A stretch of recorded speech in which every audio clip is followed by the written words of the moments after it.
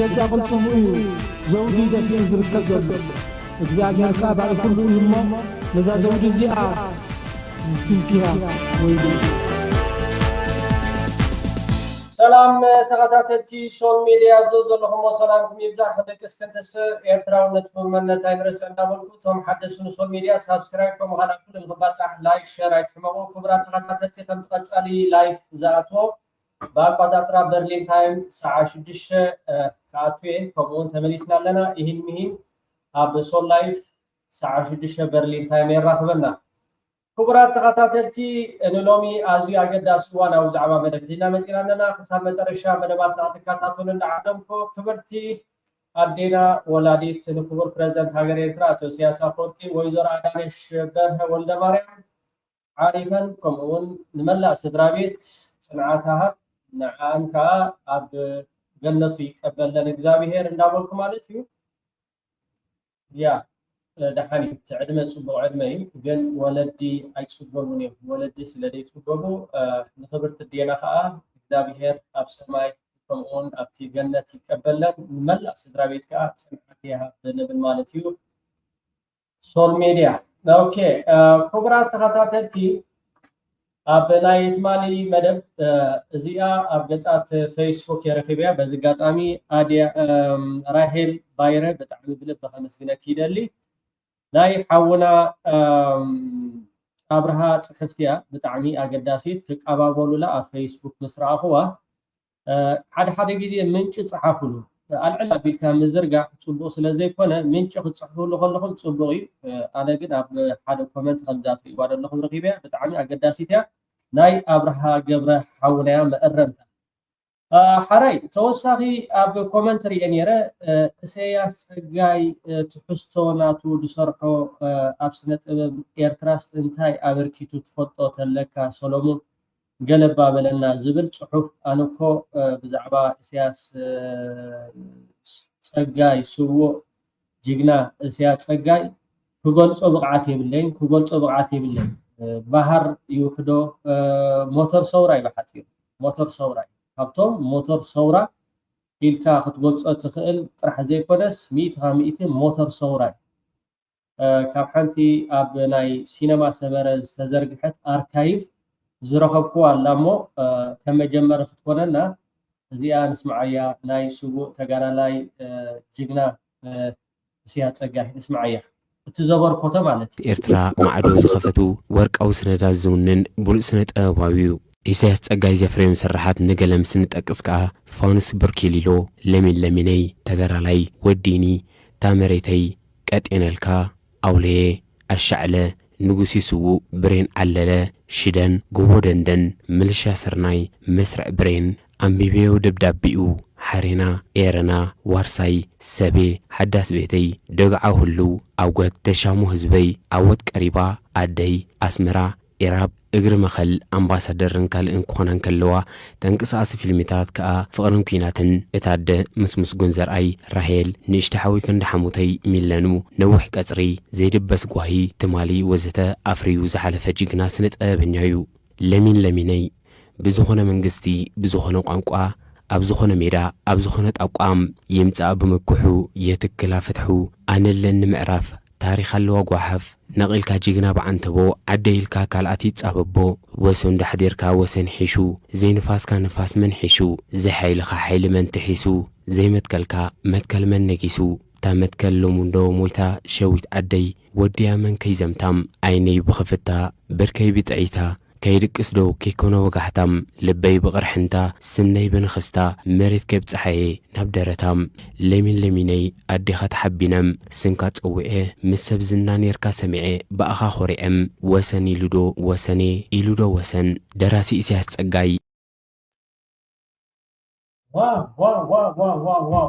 ብጣዕሚ መቸም እተን ዝገጠመን ደርፍታት ዳርጋ ካብተን ኣብ ልቢ ነፍሲ ወከፍ ኤርትራዊ ክትገልጾውን ቃላቱን ሓፅረካ ከም በዓል ይከኣሎ ለሚነይ ዋርሳይ ከምኡውን ፋኑስ ብርኪሊሎ ዝገጠመ ስለዚ ክቡራት ተኸታተልቲ ሓደ ግዜ ከዓ እንታይ ርኢ ነይረ ብዝኮመንት መሲልኩም ደው ኢልኩም ዘይተዘራረቡ ዝብል ማለት እዩ ባእሱ ይኮነ ባእሲ ይኮነን ሰብ እንድሕር ዳ ተባይሱ ደው ኢሉ ክራዳዳ ይኽእል ኣብ ሓሳባት ግን ሓሳባቱ ሰብ ክክተል ኣሎ ሃናፂ ርእይቱ ከቐምጥ ክኽእል ኣሎ ሓደ ሰብ እንድሕር ዳ ኣነ ሓሳብ እንድሕር ዳ ሂበ ክትቅበሎ ትኽእል ኢኻ ነቲ ኣነ ዝበልክዎ ከዓ ክትእርመኒ ወይ ከዓ ነቲ ኣነ ዝብሎ ከዓ ከተደርዖ ክትህርትሞ ግድን ይህን ምሂን ክንበሃል ግድን ስለ ዝኾነ ፀርፊ ግን ኣይዳ እምበር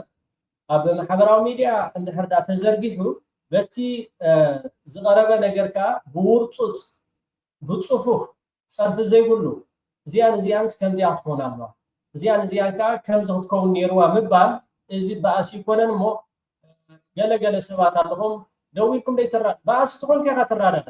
ባእሲ ይኮነን እኮ እዚ ሓሳብካ ምግላፅ ወይ ሓሳብካ ምሃብ ማለት ባእሲ ስለ ዘይኮነ ብከምዚ ክትርድእዎ ቀፃሊ የጋጥም ከምዚኢታት ትርኢ ከለኹ ባእሲ ክሳብ ዘይኮነ ሰብ ሓሳባቱን ርእይቱን ክህብ ክኽእል ኣለዎ ኩሎም ዶ ከዓ ክንክእል ኣለና የክለኩም ዝደሊ እሞ ናይ ክቡር ስሙዕ ተጋዳላይ ጅግና እስያስ ፀጋይ ግን እዚኣ ካብ ኣርካይቭ ካብ ሲነማ ሰመረ ዘምፃ ሆይ ኣነ ዓቕሚ የብለይን ክገልፆ ማለት እዩ ካብዘን ክሰምዕ እንድፀንሓኹ ግን ኣብ ነፍሲ ወከፍ ልቢ ኩሉ ኤርትራዊ ወፍሪ ዋርሳ ይከኣሎ መንግስቲ ኣዊጁ ወፍሪ ዋርሳ ይከኣሎ መንግስቲ ኣዊጁ ሕጂ ዋርሳይ ትብል በዓል እዩ ይከኣሎ ትብል ከዓ በዓሉ ንወዲ ተኽል ዝሃቦ ማለት እዩ ኣነ ይፈልጥ እየ ነይረ ማለት እዩ ስለዚ ከምዚ ይመስል ናብቲ ናይ ሎሚ ትሕዝቶ ናብኡ ከብለኩም ብጣዕሚ ኣብ ዝሓለፈ እዋን ኣብ ስዊዘርላንድ ራፖርት ዝበሃል ብጣዕሚ ዝቐርብ ቀፃሊ ክስታት ዓመት ኣብ ልዕሊ መንግስትን ሃገርን ኤርትራ ኮነኢልካ ምስይጣን ሃገራዊ ኣገልግሎት ንኤርትራ ብኢዳን ብእግራን ኣሲርካ ንክትህረብ ዝግበር ሃገራዊ ኣገልግሎት ግደፍዎ ኣቋርፅዎ ባርነት ዶ ገለ እንዳተባሃለ ስያመ ዝወሃቦ ሽም ኮነኢልካ ንኤርትራ ኢዳን እግራን ኣሲርካ በታ ገምጃዕ ኢትዮጵያ ዝኾነት ኣብ ልዕሊ ኤርትራ ሙሉእ ብሙሉእ ወራር ኣካይዳ ንክትቋፃፀር ዝተኣልመ ሰይጣናዊ ውዲት ከም ምዃኑ መጠን ኣብ ናይ ትማሊ መደብና ገሊፅና ነርና ክቡር ሚኒስትር ዜና ኣቶ የማነ ገብረ መስቀል ከዓ ሎማዓንቲ ብጣዕሚ ደስ ዘብል ምስቲ ዝበልናዮ ነገራት ክኸውን ክትሪኦ ከለካ ህወ መንግስቲ ኤርትራ ንኸጣይስ ሃገራዊ ኣገልግሎት ንኸፋኑ ወላ ሓደ ካብ ማንም ሰብ ርእይቶ ወይ ከዓ ሓሳብ ካብ ማንም ሃገር ክመፆ ኢልካ ምሕሳብ ማለት ወይ ከዓ ኣይፈልጦን ኢልካ ምዝራብ ማለት ነብስኻ ምዕሻው ካብ ቀዳማይ ዙርያ ክሳብ ራብዓይ ዙርያ ተጣይሶም ካብ ቀዳማይ ዙርያ ክሳብ ራብዓይ ዙርያ ሽዑ ኩናት ከፊቶም ቀዳማይ ወራር ካልኣይ ወራር ሳልሳይ ወራር ህዝቢ ኤርትራ ከቲቱ ማለት ወፍሪ ዋርሳ ይከኣሎ ድሓር ሽዑ ክተት ተባሂሉ ከቲቱ ሃገሩ ልዕላውነቱ ከዓ ኣውሒሱ ብኩናት ክስዕርዎ ስለ ዘይከኣሉ ኣይ ኩናት ኣይ ሰላም ገይሮም ን20 ዓመት መለስ ዜናዊ መፅእ ተማጣጣኒ እርምጃ ንወስድ ኢና ይብል መንእሰይ ኤርትራ ከዓ ጉድጓድ ይፍሕር ሃይለማርያም ደሳለኝ መፅእ ተማጣጣኒ እርምጃ ክንወስድ ኢና ብዕሊ ኤርትራ ይብል መንእሰይ ኤርትራ ከዓ ጉድጓድ ይፍሕር እቲ ሕርያ ወይ ከዓ እቲ ኩናት ናቶም ምርጫ ስለ ዝነበረ ንሕና ከዓ ከም ኤርትራውያን ዋሕዲ ስለ ዘለና ናይ ስደት ተሓዊስዎ ግድን ፈቲኻ ከይፈተኻ ክትገብሮ ዘለካ ነገር እንታይ እዩ ነቲ ዘለካ ሰራዊት ሒዝካ ሃገር ምክልኻል ክቡር ሚኒስትሪ ዜና ኣቶ የማነ ገብረ መስቀል ከዓ ሎማዓንቲ ኣብ ቢቢሲ እውን ኣውፅኦም ኣለዉ ቢቢሲ ዝበሎ እውን ኣብኡ ከስምዓኩም እየ እሞ እዋ እሺ እምበር መንግስቲ ኤርትራ ንኸጣይስ ወይ ከዓ ሰራዊት ንክሕዝ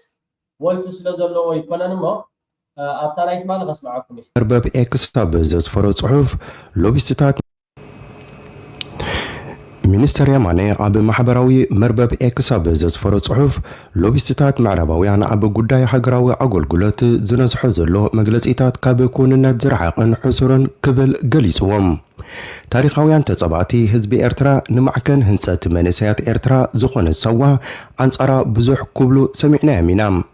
ንሃገራዊ ኣገልግሎት ወፍሪ ባርነት ንሰዋ ድማ ናይ ጭኮና ማእከል ገይሮም ሓያል ጎስጓስ ኣካይዶም እዮም እቲ ዘመተ ኣንጻር ሰዋ ሃገራዊ ኣገልግሎትን ዕላምኡን ንጹር እዩ በዚ ናይ ሓሶት ፕሮፓጋንዳ ነታ ውሕድ ዝህዝባ ኤርትራ ብዘይ ቁርጡ ሓይሊ ምክልኻልን ህንፀትን ምትራፍ ብኡ ኣቢልካ ድማ ነቲ ክበፅሕዎ ዝደለዩ ዕላማ ምትግባርን ነይሩ ይኹን እምበር መንግስቲ ኤርትራ ንዓይነን ጭዋ ኣብ ለቆታ ብዝብል ስቕታዊ መልሲ ንፕሮፓጋንዳ ተፀባእቲ እዝኒ ከይሃበ ስርሑ ይቐፂሉ ድሌትን ምህለላን ተባላሽዩ ፈሺሉ ሃገር ድማ ተዋሒሰም كلهم سبورتاويان هاجرنا كم زخون زيغا بسوا زحلو فيهم بنيام جرمايون بسوا زحلفه أبال هاجراوي أقول قلتيم وتحدريم علم زي تردعته نسيوم وتحدر إيرترايوم مزاربي علم زخون زلوم أموسي نسوا هاجراوي أقول قلتن مدون قري إيرترا منسي زي كونس مبلحي زنبالتاتكا ملالي مدرخ مسي كاب ملا هاجر زمسو منسيات ملالين مفاقرن بوتايوم سوا منسي إيرترا تسحيل زوز الله مبردع عدلنيا دما يزرعبهم بهاجراوي أقولقلوت زحلفة إيرتراوي منسي بأكال منفسن ترير بزقات أموغيزيوي عنكفاتات زي الدهال بتمرتن مويان بوصول مفكر هاجورن هزبنيوم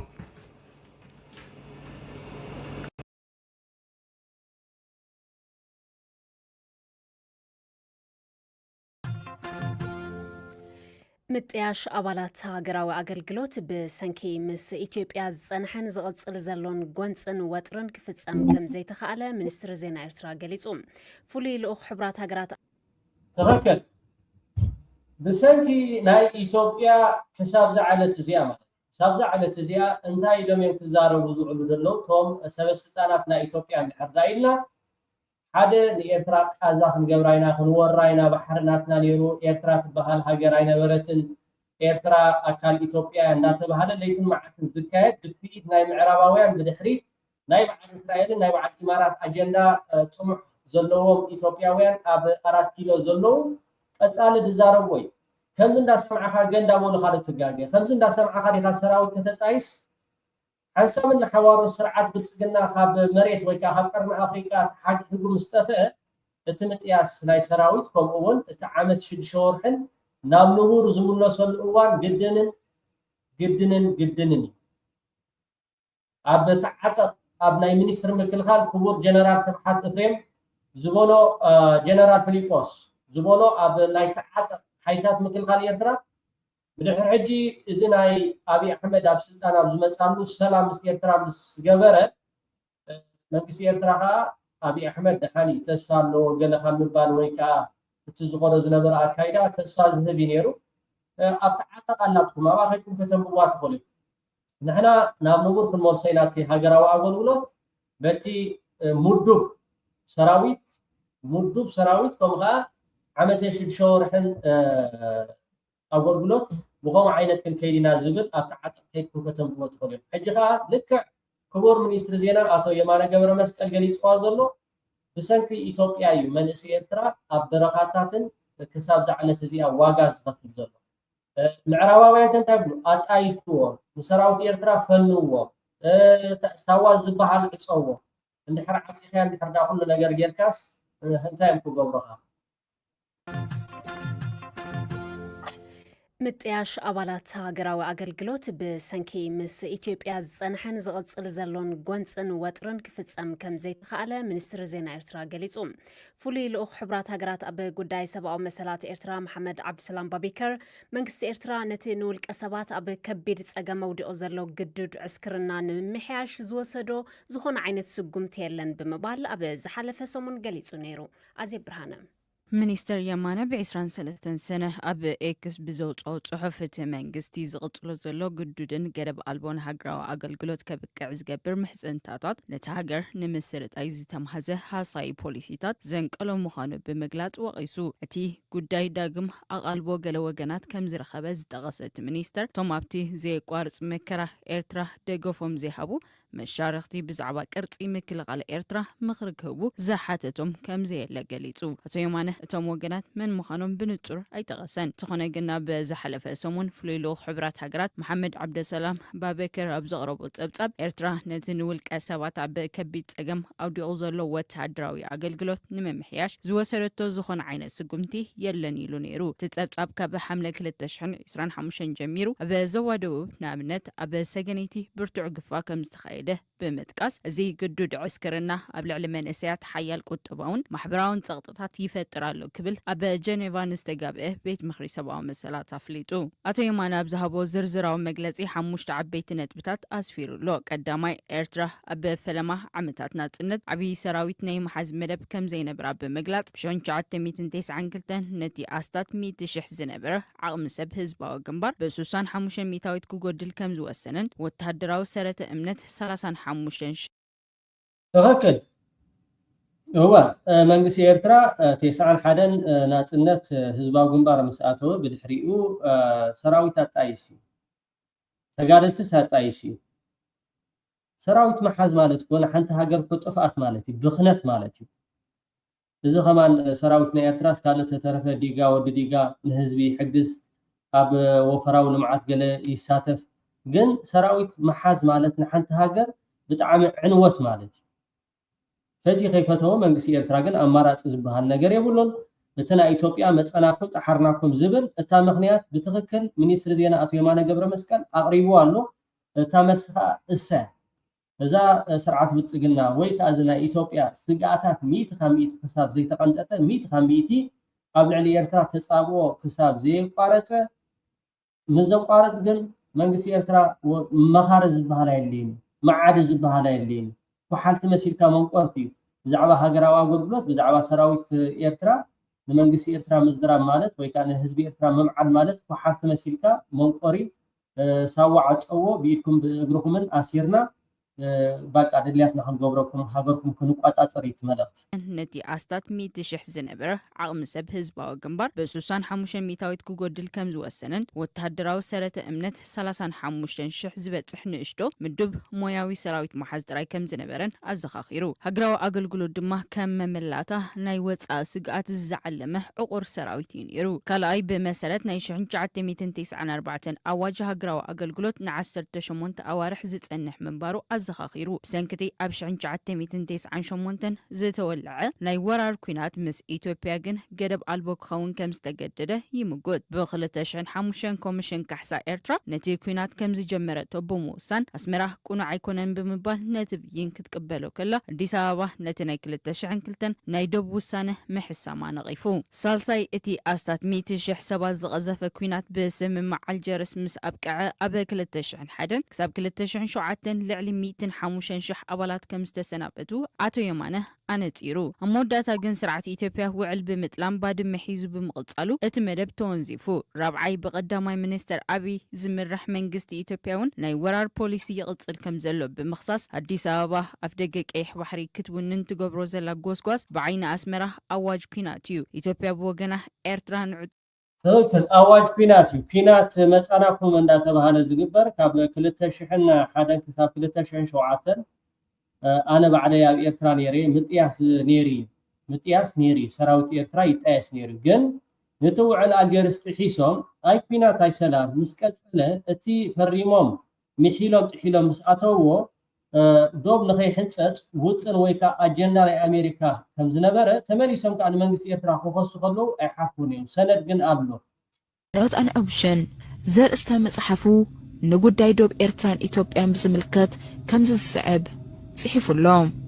It undercut the argument why we were in the Security Council in the first place and ብርግጽ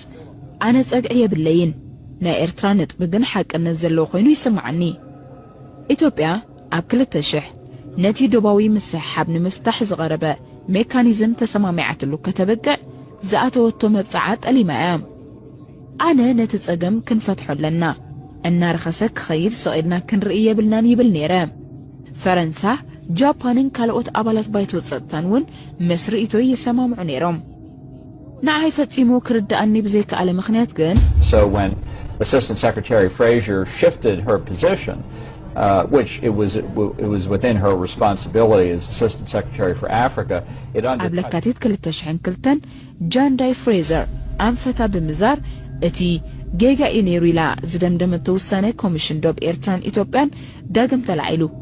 ዓበ ክፋል ካብቲ ዘሰሓሕብ ግዝኣታት ንኢትዮጵያ ዝወሃበሉ ኩነት ክፍጠር ሕቶ ቀሪባትለይ ብወገነይ ነዚ ሕቶዚ ከመይ ገይረን ኣብ ባይቶ ጸጥታ ከም ዘቕርቦ ሓርቢቱን ነይሩ ኣብ ተመሳሳሊ ጉዳይ بجزياونت فولي وكيل بايتو تصتا اب إيرتران إثيوبيان زنبرة مستر أزوز إنيفار كمز السعب صحيفهم بعشرين 4 سنة كلتشحن شدشتن مستحقا غازيت قديات وطا أمريكا أب قديات أفريقيا جانداي فريزر أب أديس أبابا ترخيبا نيره كومشن دوب إيرتران إثيوبيان تعصص في كونن زبلنا يتعسى مقلت نيروه نتسأقم المفتاح كالي تمعداو مسمر فتيرة 5 لدما قليتات اللي بريئتو مملكات دوب باتي إيرترا تدلي زلا ملكا انتو خوينو قبراو النزيب الليو بتوسخي اتفتحني إثيوبيا والنزارب بحمن تقخون مملكات دوب بزيزة تخفت صم يبلون بحاليته ويوم حنكا سرعة ويانين مملكات دوبسي بناتهم رئسي زنقال زي مخانو يبرها الكام هكدف وي بوليسي يغير وهكدف كغير كخل الله ناتنا عاوم درس لزقنا عاوم زلهم هاجرات كحجزنا بزح تنقصايسنا هنا صاري ديرنا هنا قطام خوينو امريكا توسنه حجزومنا ناتكلتيوم منغستات بمنقدي مرحتهم ناي موداتان قيادن بين تباهيلو كتام استنبرلو ناي سلام سممع عندن دحريت مملاس نمنتاي تدليوم كم وصيتو ناي كلت عقد اي سلام اي كوينات هواهو وي كوينات بخال مداي كم سفنن إيرترا بخل مداي نخطر مسن تسريحو سلامنتاي ازو خلو شفت أدليو ني إيرترا ونتن ممهمان انتاي كيروب وزياو كاتاچبتي اذا هلو لو لو لو لو لو لو لو لو لو تبللا ابزي بزعبا سراوت إيرترا تتايسن سراوت إيرترا خمز ايكونن زيل كاد زرب زربا ابزا مصحف زيا كمزا كسمعوا صنحهم اسات حكي كبر منيستر زينات يمانه ገብረ መስቀልካ እሳይል تيرو هموداتا جن سرعة إثيوبيا وعل بمتلام بعد محيزو بمقصالو اتمدب تونزيفو رابعي بقداماي منستر أبي زمرح منجست إثيوبياون ناي ورار بوليسي يقصل كمزلو بمخصص أديس أبابا أفدقك إيح وحري كتبون ننتو قبروزلا قوسقوس بعين أسمره أواج كيناتيو إثيوبيا بوغنه إيرتران عدقاتو قومتي تحجزالا كتبل توكس أب ميازة كلتشعن 10 شمونتن قداماي منستر أبي نبسلطان مسمت حوحاتنا مغلا مسحبن ناي عسرة عمتات كونته كوينات زبق عناي سلام سممع تفريمون يرو تخونجن اتقدب ألبو عقلقلوت نابنبور 10 شمونت أوارح ايتملسن اكوادا أبالاتو نابتي دماو كينات تقراي كاتو تقديدوم قلت حلقتي دمه ني بريزيدنت إيساياس نتهاجر بزي مقاون مرج أنا لعلي 35 عمتات كمرح من نسيات نسلطانو كي بدهو بهاجراو عقلقلوت عدبي أمكح اوكي منجس إيرترا كو خمز نسخاتكم تحاسبوا ايكونن حاسب نسخاتكم تماميكم ورحاتكم لعليكم كأ حاليكو لصنح منجستي أبي أحمد سلام اسمتس أبتعاتق لكم تعاتق منيستر مكلخان اتحتم صباح 5 الكمي أب لايف 5 الكمي تاغ صحاف أو أنه تصحف منيستري مكلخان زغولصو جنرال فيليبوس ስለዚህ ኣብቲ ዝነበረው ኩናት ናይ ትግራይ ከዓ እንታይ ዳ ሚሳይላትን ሮኬታትን ከምኡ ከዓ ባድመ ሒዝኩሞ ብሓይልኩምስ ሽዑ ሰራዊት ከጣይስ እምባ الفوه يجبرالو يبلو منيستر يمانا كم حمشي نتبيه زل على دمه نتصور أبالات نمكلال أبا سيفيلاو تكالات نزلو حدشن أزيز على دوموز تغيرلهم يبل وتهدرو أبالات كن حبريتا أي هبن أموداتا تزكاير زلو نايت ألم غوسغوس كب حالت حزبي إيرترا زبقس كم زي كونا بمقلات نغيفو بسنكزي أقل قلوتزي بأمايت أشحاد زغطورو من أسيات ناب سدد كوحزو تاني حميم هاي كبرات تخاتاتي أب أمريكا تنبرو أبانات قداماي زوريا ملفتن لكم ملفتن تقبلوا عبي نايم التخخاب مدب أبالات قداماي زوريا زور كجن تقماتو سمين أمريكا دحر 32 عمتات نفل معوان أب كتما أتلانتا عبي نايم التخخاب مدب عدالي مالو ازي كاب حملة 10 كسب 10 خلته كلتشن 26 نسلسته معلتات زكايد مدب حدحداو من الليلاي تذكرونا محداس نتوم بهوت مسانا نزيلو بصوتنا بمنفس مسانا خمزلو اب قمت بمئتاو حدرم تقبلنا محلنا نحدسلو كم اون ميت ዘተ ምዝንጋዕን ናይ ቀረባ ዕላማታትና ነነጽረሉ መደባት ተዳልዩ ኣሎ። ብተወሳኺ እቲ ሕቡብ ድምፃዊ መርሃዊ ተወልደ መድህን ወዲ ሃለቃ ብዲጄ ዓሴ ጆካተረን ብጾቱን ተሰኒዩ ከዘናጋዓና ተቐሪቡ ኣሎ። ኣብዚ ዝስዕብ መርበብ ሓበሬታ ብምእታው ክትረኽቡና ትኽእሉ ኢኹም። www.firstroundnorthamerica.com ክደግመልኩሜ www.firstroundnorthamerica.com ስለዚ ኩልኹም ኣባላት ቀዳማይ ዙርያ ዙር ቀጭን ተቐማጦ ሰሜን ኣሜሪካ ኣብዚ መደብ ንኽትሳተፉ ብኽብሪ ንዕድም። ብድሓን ምፁ።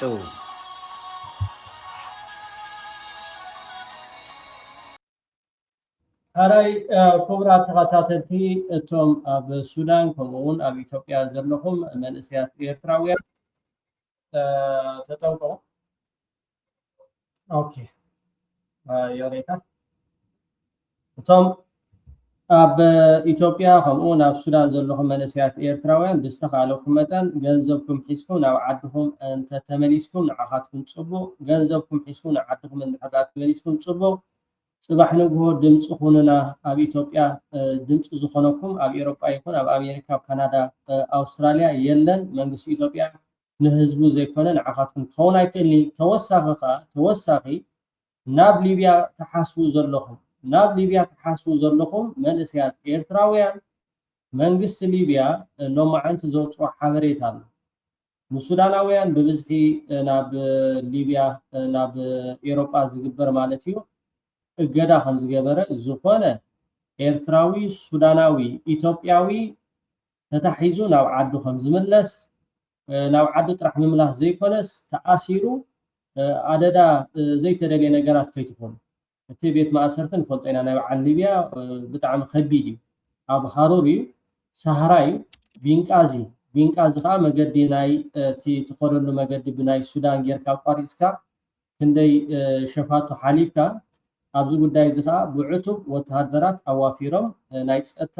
ከቢድ ምንቅስቃሳት ይገብሩ ስለ ዘለዉ ኣብ ሱዳን ዘለኹም ኤርትራውያን ተጠንቀቁ። ናብ ሊብያ ገጽኩም ከይትኸዱ ኖ ንሕናስ ክንከይድ ኢና ዝብል እንድሕር ዳ ሃልዩ ኮይኑ ገንዳ ወንኻዶ ትጋገ ሎማዓንቲ ወፂኡ ዘሎ ሓበሬታ ሙሉእ ትሕዝትኡ ከይድኩም ከተንብብዎ ትኽእሉ እዮም። ከምኡውን ከም ተወሳኺ እውን ተታሒዝካ ናብ ዓድኻ ምምላስ እያ። ከምኡ ተወሳኺ ካብ ኢትዮጵያ ናብ ሱዳን ትመፁ ዘለኹም ከዓ ብዝተኻለኩም መጠን ትኽኢልኩም ብትግራይ ጌርኩም ናብ ኤርትራ ክትኣትውሉ ትኽእሉ መገድታት ተመራፂ ይኸውን ማለት እዩ። ኖ ካብዚ ወፃኢስ ናትና ምርጫ ክንገብር ኢና ትብሉ ሰባት እንድሕር ፈሊኹም ኮይንኩም ከዓ ናትኩም ምርጫ እዩ። ኣብ ምርጫ ክኣቲና ካብ ወልሓደ ንብለን። ሃራይ ክቡራት ተኸታተልቲ እቲ ቀንዲ መዋሊ ደጋፊ ናይ አርኤስኤፍ ዝኾነ ንሰራዊት ሱዳን ኣብ ምጥቃዕ ከምኡ ንሰራዊት ሱዳን ኣብ ምብታን ህዝቢ ሱዳን ኣብ ምድኻም ለይትን መዓልትን ተፀሚዱ ዝሰርሕ ዘሎ ስርዓት ብልፅግና ኣብ ዶብ ኢትዮጵያን ሱዳንን ብርቱዕ ኩናት ይካየድ ኣሎ። ርሕቀቱ ከዓ ካብ ዶብ ኢትዮጵያ 3 ኪሎ ሜትር ኪሎ ሜትር ብርቱዕ ኩናት ዝካየድ ዘሎ ድርዓትን ከምኡውን ታንክታትን ዝተሓወሶ መጥቃዕቲ ኣብዚ ጉዳይ እዚ ከዓ ስርዓት ብልፅግና ይሳተፍ ከም ዘሎ መንግስቲ ሱዳን ሕጂ ዘውፅኦ ሓበሬታ ኣሎ። እዚ ጉዳይ እዚ ናበይ ይኸይድ እንድሕር ኢልና ካብ ባህር ዳር ተበጊሰን ናብ ካርቱም ዝደብደባ ነይረን። ኣብዚ ቀረባ መዓልታት ከዓ ድሕሪ 3 ኪሎ ሜትር ናበይ ትመፅእ ወይ ከዓ ናበይ ትኸይድ እቲ ኩነታት ርዱእ ኮይኑ ሰራዊት ሱዳን ሙሉእ ብሙሉእ ምስ ኢትዮጵያ ናብ ኩናት ዝኣትወሉ ግዜ እንዳተቃረበ ይኸይድ ኣሎ። ጥራሕ ዘይኮነስ ኣትይብሎ ክትብል እውን ትኽእል ኢኻ። 3 ኪሎ ሜትር ኣብ ዶብ ሱዳንን ኣብ ዶብ ኢትዮጵያን ብርቱዕ ኩናት ይካየድ ከም ዘሎ ንናይ አርኤስኤፍ ደገፍ ንምሃብ ከምኡውን ነቲ ድስልጥን ኣብ ናይ በዓል ቤንሻንጉል ብኡ ጌርካ ንሱዳን ኣብ ምብትታን ንሱዳን ኣብ ምህዋኽ ክገብሮ ዝፀንሐ ስርዓት ብልፅግና ምትእትታው ሎሚ ላዕለዋይ በዓል ስልጣን ሓደ ካብ ጀነራላት ናይ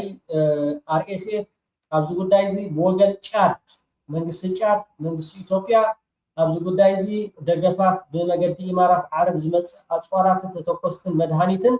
ደገፍ ከም ዝገብር ቃል ምስክርነት ይብሎ ኣብ ናይ ሎሚ መደብና ሰዓት 6 ኣብ ሶል ሜድያ ብዛዕባ እዚ ከምፃልኩም እየ። ካልእ እዚ ከምዚ ኢሉ ከሎ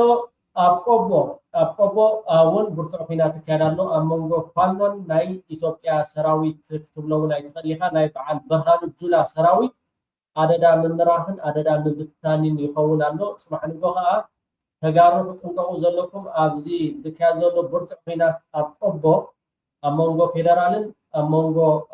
ፋኖን ህወሓት ኣትየሞዶ ህወሓት ከምዚ ገይሮም ተሳቲፎም ንምባል ኣሜሪካ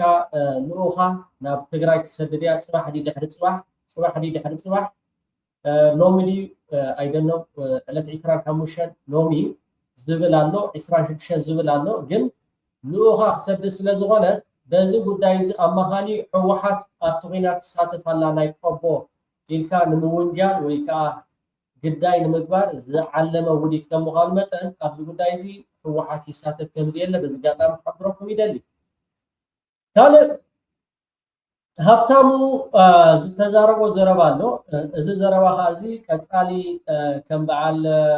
ኣማኻሪ ቤት ፅሕፈት ፕረዚደንት ሃገር ኤርትራ ኣቶ የማነ ገብረኣብ ከምኡውን ጀነራል ፊሊጶስ ብኣበባው ታደሰ ጉንዕታት ገለ ብዙሕ ነገራት ዝፅሓፍ ወይ ከዓ ዝዝረብ ዘረባ ኣሎ ሃብታሙ ገለ ላዕለዎት ጀነራላት ኢሉ ይዛረቡ ሞ እስከ ንስማዕ የሚወስነው ራሱ ባለቤቱ ነው ለህዝቡ እንደ ህዝብ ነው ውሳኔ የሚሰጥበት እና በትግራይና በአማራ መካከል ጦርነት እንዲቀሰቀስና አብይ አህመድ 4 ኪሎ ላይ እረፍት እንዲያገኝ ለማድረግ የገባውንም ያልገባውንም አጠራቅሞ መጠቀም ይፈልጋል 4 ኪሎ እረፍት የነሳውና ጭንቅ ውስጥ የገባው ጽምዶ የምትባል ነገር ከመጣች በኋላ ነው ለምን ደክ እንኳን ጽምዶ ነው የምትለው ጽምዶም በወጉ አጠራው እና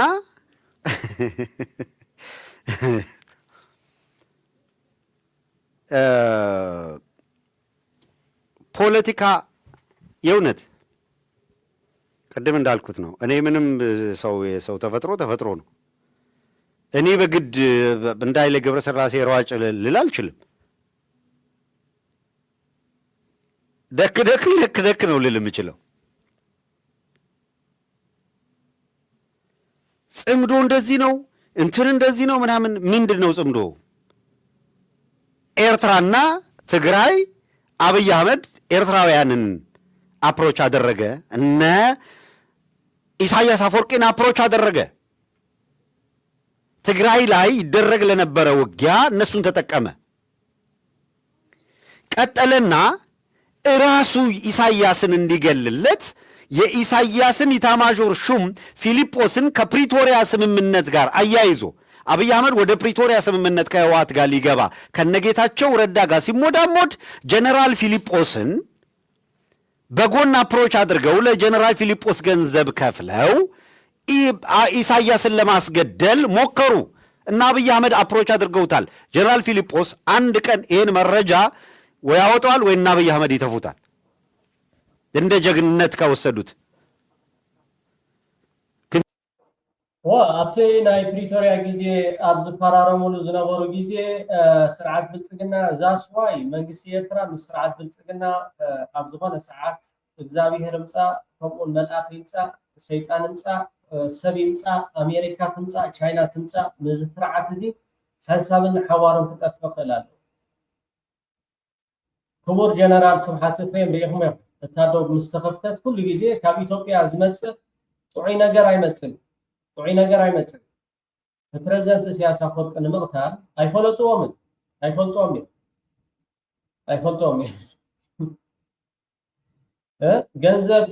ሰሊዖም ማለት እዩ ንጀነራል ፊሊጶስ ንኢሳያስ እንድሕር ዳ ቀቲልካያ ንኢሳያስ እንድሕር ዳ ከምዚ ጌርካ ንሕና ክንድግፈካ ኢና ክንሕግዘካ ኢና ብምባል ጽባሕ ንጎ ኣብይ ኣሕመድ ክዛረበሉ ይኽእል ይኸውን ወይ ከዓ ጀነራል ፊሊጶስ በዓል እውን ይዛረበሉ ይኸውን እዩ ዝብል ዘሎ ይውዕልዎ ድዮም እንድሕር ዳልካ ኣብይ ኣሕመድ ሚተኻሚት ዘይፈተኖ ነገር የለን ንህዝባዊ ግንባር ኣይፈልጦም ዛስዋ ይኮን ዒሸል ክበሃል ከሎኮ ብዘይ ምክንያት ኣይኮነን እንደ ጀግንነት ከወሰዱት ግን ምን ጀግንነት ይባላል? የከሸፈ ነው። ክሹፋን ናቸው። ጀነራል ፊልጶስን አፕሮች አደረጉና ኢሳያስን ምታ፣ እኛ እናግዝህና ኤርትራ ባንተ እጅ ላይ ትሁን አሉት። ጀነራል ፊልጶስ እሺ ብሎ ሰማቸው። ታማኝነቱን ለኤርትራና ለኤርትራ ሕዝብ አደረገ። ተወደደም ተጠላም አገሩ የሚመራው በኢሳያስ ነው ብሎ ታማኝነቱን በመግለጽ የአብይ አህመድ አገዛዝ አፕሮች እንዳደረገውና ኢሳያስን የማስወገድ ፍላጎት እንዳላቸው ተነገረው። የኤርትራ ደህንነት የሚሰራውን ሰራ። አብይ አህመድ በሻሻ ቡናህን ታስፈላለህ እንጂ ካሁን በኋላ አስመራ ዝር እንዳትል ተብሎ ተነገረው። አለቀ። የኤርትራና የአብይ አህመድ ግንኙነት አከተመ። ከዚያ ሕጂ አልዕላ ቢሊ ፕሪቶሪያ ዶ ሓሳብ ምስ ኤርትራ ተኸሊፍና ዶ ገለ ዝብል ዘረባታት ብዙሕ ዝረብ እዩ። እዚ ከዓ ሚእቲ ሓቂ ሚእቲ እዚ ሃብታሙ ዝዛረቦ ዘሎ ዘረባ ሚእቲ ሓቂ እዩ። ካብ ቀረባ ልዓለዎ ሰበስልጣናት ዝረኸብኮ ኢሉ ዝዛረብ ዘሎ ሓቂ ኣብይ ኣሕመድ እንታይ ዘይፈተነ እንታይ ዘይገበረ ኩሉ ነገር ፈቲን እዩ። ያይ ብዝኾነ ክቡራት ተኸታተልቲ ብጣዕሚ እቲ ናይ ኤርትራውነት ልዕሊ ገንዘብ እዩ። ኤርትራውነት ብገንዘብ ክትዕድጎ ይትኽእል ኢኻ። ኤርትራዊ ብገንዘብ ዝኾነ ነገር ክትዕሽቦ ይትኽእል ኢኻ። ዋላ ኢትዮጵያ ሸይጥኩም ንሓደ ኤርትራ ይትረፍ ፕረዚደንት ኢሳያስ አፈወርቂ ኖርማል እንስሳ ቀተሊልካ ንሓደ ኤርትራዊ ኣብ ኤርትራ ዘሎ እንስሳ ይቀትለልካ ያ ሞ ክቡራት ተኸታተልቲ ደጊመ ደጋጊመ ኣብዚ ዘለኹም ሰላም ኮይኑ ይብዛሕ የቀኒየለይ ሰሰናይ ሰዓት 6 በርሊን ታይም የራኽበና ሓሳባትኩም ርኢትኹምን ክትህቡ ኢኹም። ዝኾነ ሰብ ጊደኮ እዚ ሰብ ኣብ ሶል ሚድያ ፃርፊ ፍቀኒ ሕማቕ ነገራት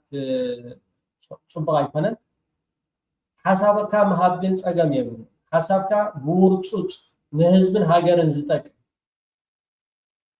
ሰዓት 6 የራኽበና የቀኒየለይ ሰሰናይ